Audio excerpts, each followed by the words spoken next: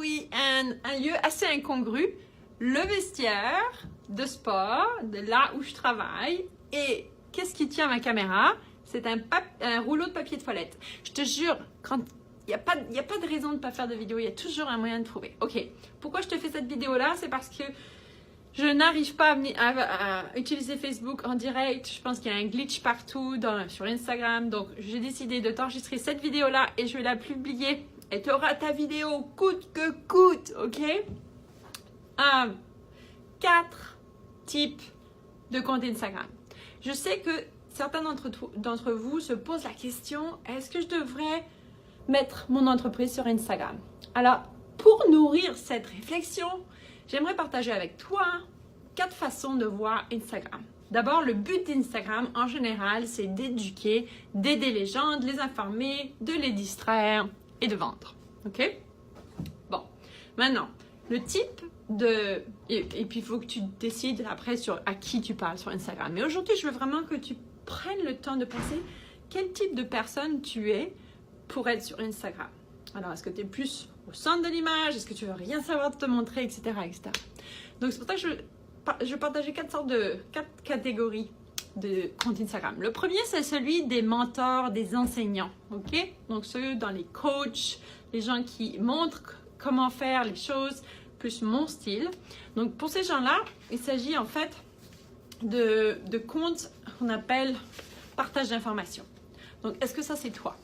Donc, effectivement, ça implique de te montrer, mais tu n'es pas vraiment le centre en tant que personne. Le but, c'est vraiment l'information que tu partages, le progrès que tu veux que les personnes qui t'écoutent accomplissent. Donc, ça, c'est plus le rôle du teacher, du mentor, si tu veux. Et puis, dans cette catégorie-là, tu as les gens, par exemple, je dirais les gens qui voyagent, les blogueurs de voyage qui te montrent ce qu'ils font pendant les voyages, qui t'enseignent comment préparer planifier des voyages, les coachs de sport, les foodies. Tout ça, c'est plus de l'information. Ok, donc peut-être c'est ce genre de compte-là que tu aimerais avoir. Le deuxième, je dirais, ce serait les gens qui en fait, dont le sujet principal est le style de vie. Donc évidemment, tu as les blogueurs, tu as les mamans blogueurs, tu as tous ces gens-là qui te montrent comment ils vivent du matin au soir, ce qu'ils mangent, ce qu'ils font, qui ils rencontrent. Donc ça, c'est vraiment au centre tu es une personnalité, tu deviens une personnalité et l'attention est autour de toi et de ce que tu fais.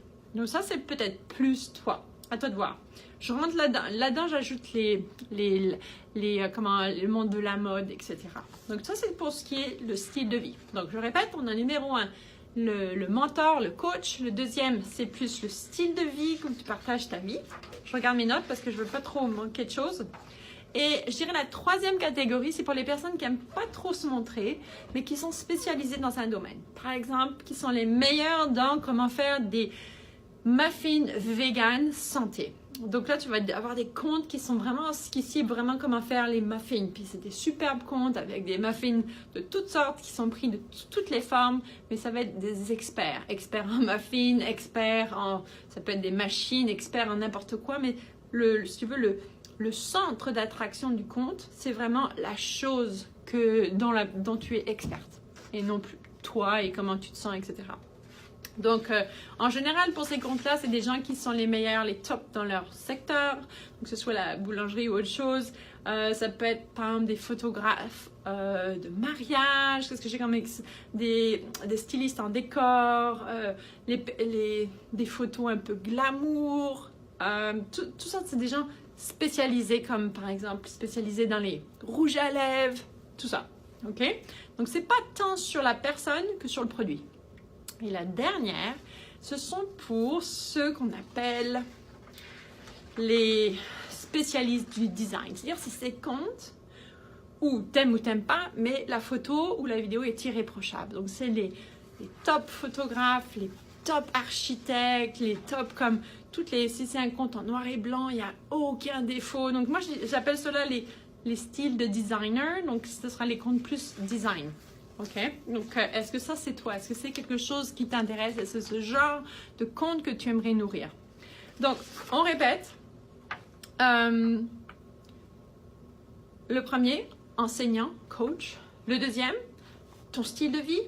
Le troisième, ton expertise sur un sujet donné. Ou quatrième, le design, le souci du détail, de la petite cerise posée sur le gâteau exactement là.